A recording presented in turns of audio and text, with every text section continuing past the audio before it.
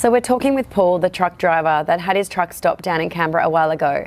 How did you come to travelling in the convoy? I was pretty excited to get involved and contribute. I heard a lot of people as far as far north Queensland were coming down, and there's lots of donations to be taken. So I wanted to get involved and help assist with that.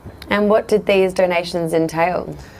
There's food to clothing to kitchen utensils and kitchenwares. There was things like tents, colouring in books, pencils for kids. There was just everything.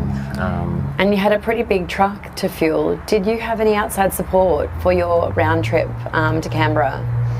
Yeah, I had a nice lady that provided funding for fuel for me to get down there and back. So that was really awesome because I wouldn't have been able to do it without support like that. And what was the public's reaction to your truck on the trip down? It was pretty full on. Everyone was pretty excited to see my truck as well as the whole convoy.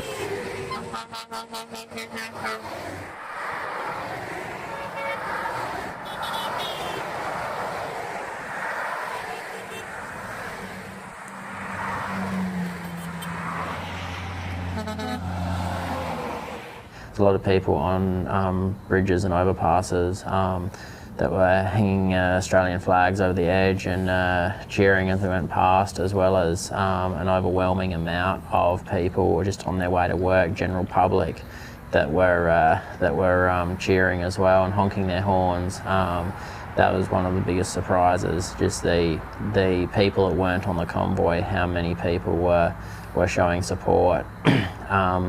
And when we stopped at servos, there were so many people just rock up and donate money or food if they already knew you were stopping at that servo, as well as had photos with kids and so on in front of the truck.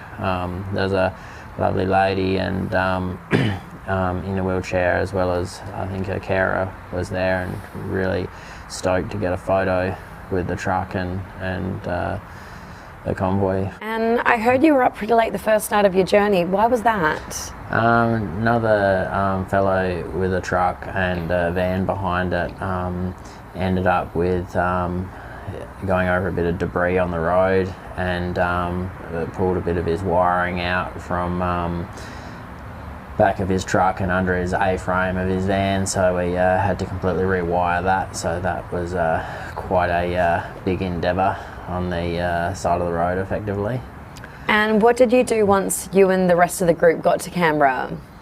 After we unloaded all the donations at the camp, then we set up our own camp, as well as after that went back and spent the entire day helping at the kitchen, just sort all the donations we dropped off, putting them in shelves, crates and so on, just going through everything, and then helping people where I could. So the kitchen ran out of bread. That was one thing that that particular day not much had come in, so ended up going to the supermarket via hitchhiking, due to the fact there was just so many cars coming trying to get into the camp. I didn't want to bother taking my vehicle out, so ended up catching a ride with this nice gentleman, originally from Hungary, and went to the supermarket and filled up a shopping trolley of, I think, about 25 loaves of bread, and I got to the checkout, and this lady said, are you at the with the convoy? And I said, yeah, and she just paid for the bread, and I was just like, as I said, there's just overwhelming amount of support. Then I went back to camp with this Hungarian gentleman, and we took the bread to the kitchen for the sausage sizzle. So yeah, everyone was just coming together, putting everyone else first. Just the support and so on was insane. Even throughout the day when I was organising stuff in the kitchen, there was just continually people coming around, dropping carloads of stuff, donations off, saying they wish they could have been at the protest but they couldn't due to work.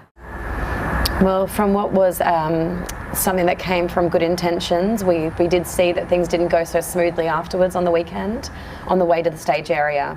Good luck with everything. It sounds like you have had a rough time since that weekend, and we hope things work out for you, Paul. Thank you.